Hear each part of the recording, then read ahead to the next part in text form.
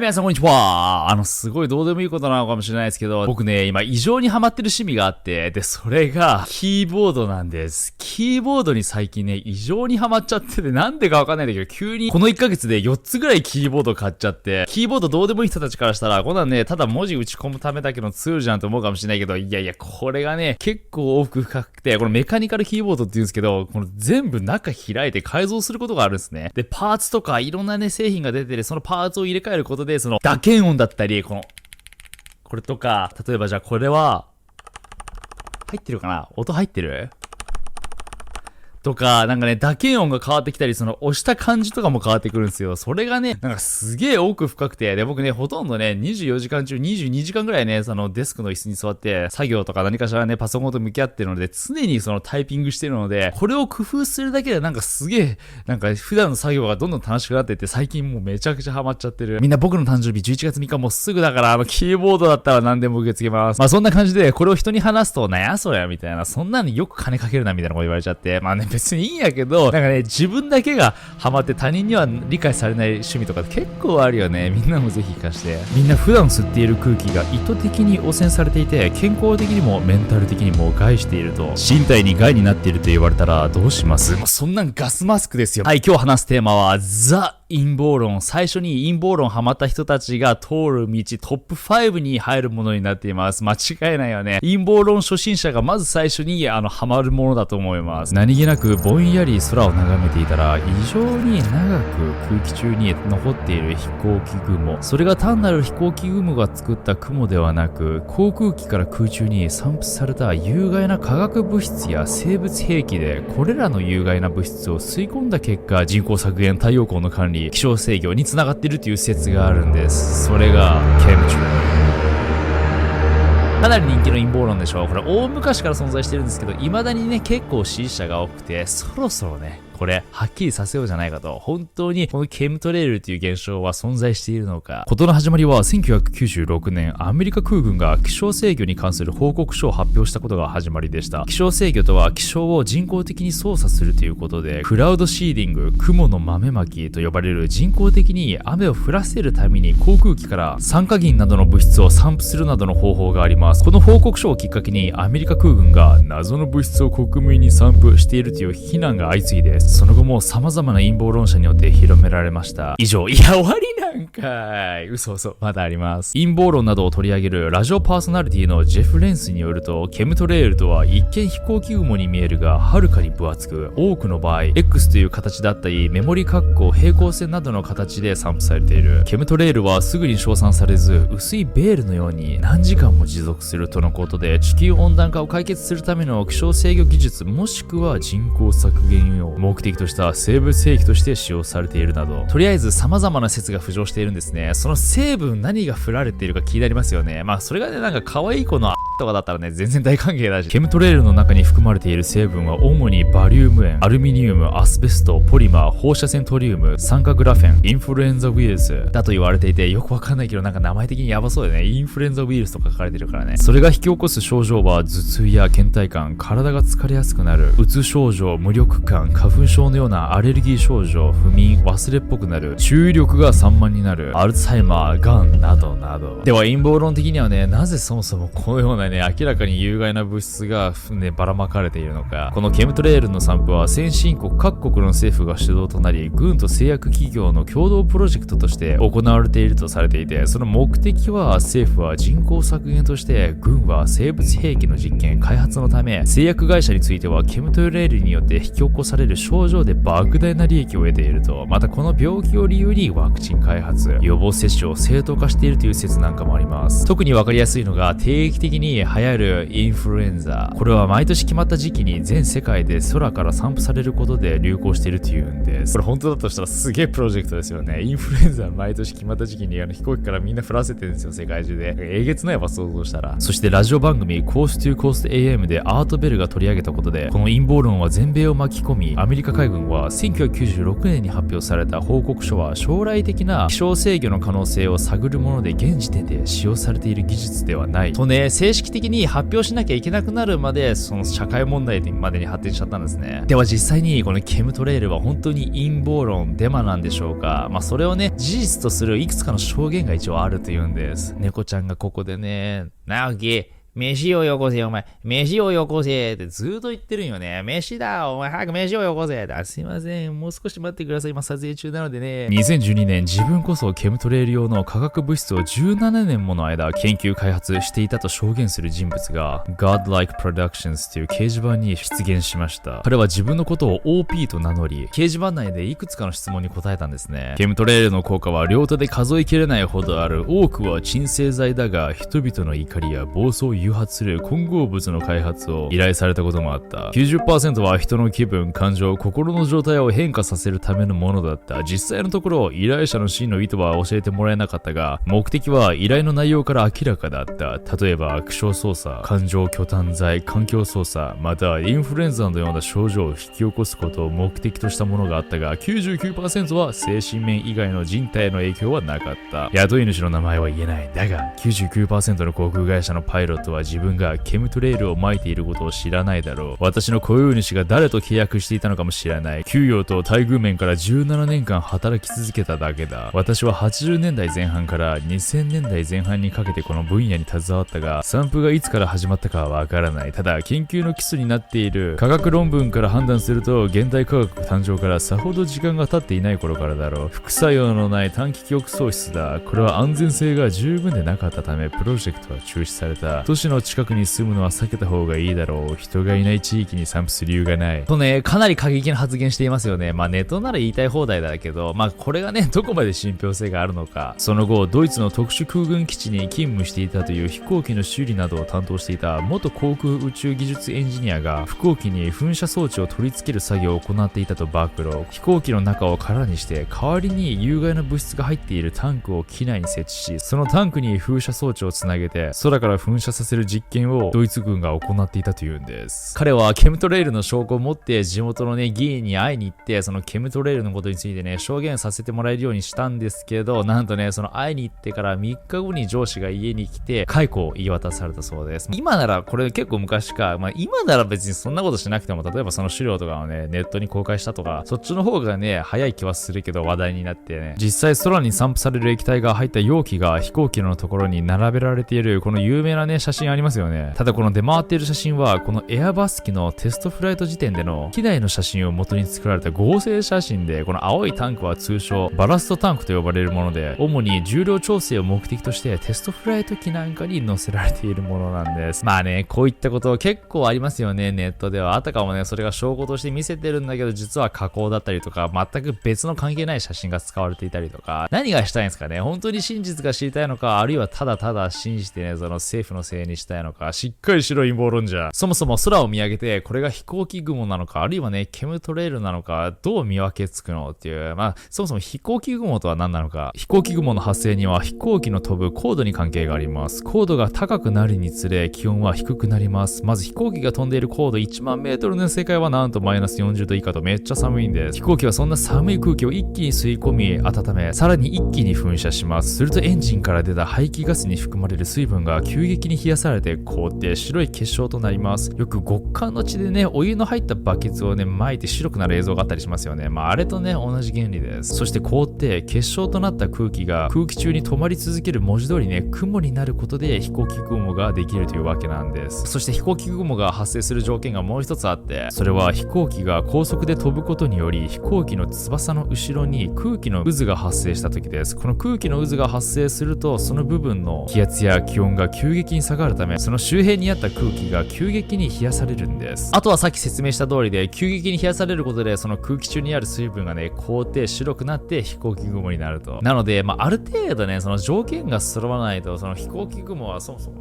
形成されないということなんですね。ケムトレイルだと言われているようなこのね、雲についても、巻雲または筋雲という雲で、これは高度5000から1万3000メートルに発生する上層雲の一つで、この雲ができるところの気温はマイナス40度以下で、雲を形作っている水滴は氷の結晶の状態で、この結晶が地上に落ちてくる過程で風に流されることで筋が何本もあるような雲ができるんです。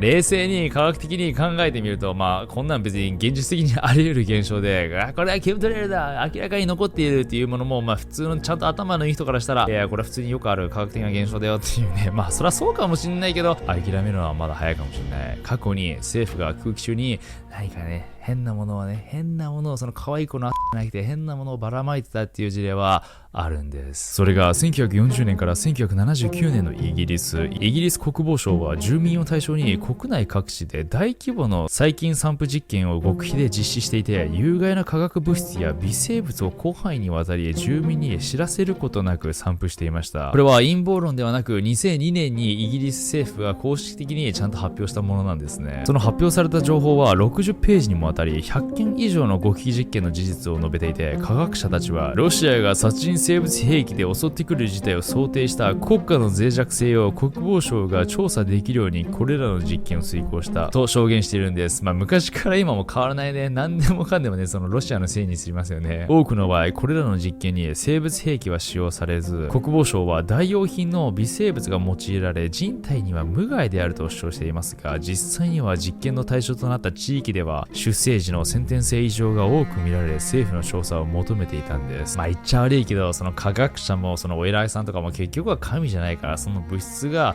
本当に有害なのか無害なのかっていうところも実際は分からないですよね。長期的に見たら実は有害だったとか、そういったこともあり得るかもしれないから、勝手に極秘でやっていいわけがないよね。そんな実験そもそもする必要ないだろうっていう、そんなの想定する必要ねえだろうっていう。1955年から1963年にかけては蛍光物質散布実験という実験が行われ、イングランド北東部からコーンウォール州の先端部にかけて莫大な量の酸化亜鉛カドミウムを住民に散布し、この化学物質が何マイルにもわたって島中に漂って広がることを物質の蛍光性を利用して観測していました。サマセット州で行われた別の実験では、道路沿いを散布機を使い酸化亜鉛カドミウムを1時間にわたって噴射したという記録が残っていますが、酸化亜鉛カドミウムは肺がんを引き起こすなどが知られていて、第二次世界大戦中でも連合国軍側で化学兵器の原料とされた物質なんです。これのね、どこが有害じゃないのって思うよね。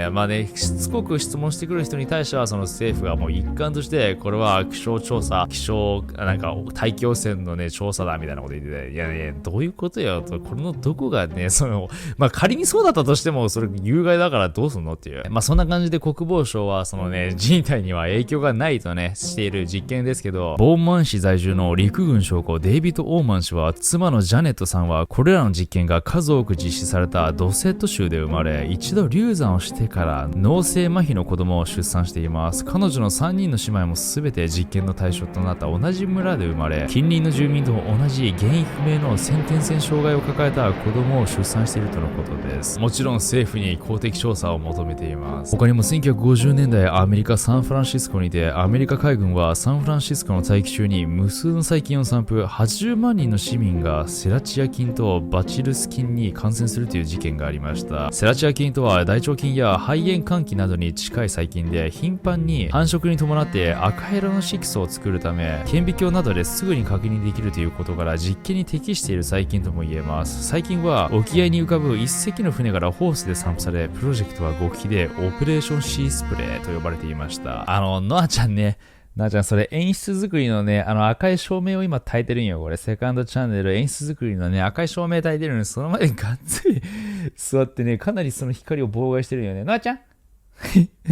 すごい可愛いから許しちゃう。結局ね、可愛いから許しちゃう。照明の前にいるよ、あなた。気づいてくれた。撫でられたかった。はいはい。本当に今回はなんでじゃあこれを行ったの？こんな非道な実験を行ったの？都市部への生物兵器の効果を試験するという目的で、試験は7日連続で実施されていました。海軍によると、セラチア菌は人体に影響がないと思ったと証言していますが、実験から1週間後、スタンフォード大学病院に11名が次々と尿路感染症を訴え受診し、医者はセラチア菌の感染と断定しました。セラチア菌の集団感染はこれが初だということで、意図的に政府がやってんだけどね。前立腺手術から回復中だった男性1名が死亡。またサンフランシスコ付近の微生物生態が永遠に変わってしまったと専門家は指摘しています。本当にいまいちね、これが誰得で何のための実験だったのか割とマジでわかんないよね。また1996年ニューヨークでもアメリカ陸軍の科学者が地下鉄に病原菌を撒くという実験験が行われました。これは実験じゃなくて間違いなくテロですよね。この実験では科学者が 175g の仮想菌を入れた電球を地下鉄に持ち込み、線路に投げ込み、その細菌がどこまで散布されるかを研究するための実験でした。結果、23丁目に投げ込まれた電球は約5分で14丁から59丁まで細菌を運び、そこにいた100万人もの人々は4分から13分の間に感染が確認されたと。ここでも科学者はその仮想菌が人体への悪い影響はないと思ったと証言しているんですけど、もちろんそんなことありませんでした。仮想菌は今では食中毒の原因の一つであるとも分かっていて、稀であるが死亡事例もあります。他にもノーフォーク海軍基地での工事カビの実験やフロリダでの CIA による細菌実験など、このようなね細菌兵器実験は1949年から1969年の約20年間にわたり239も行われていたことが1977年に公になりました。なので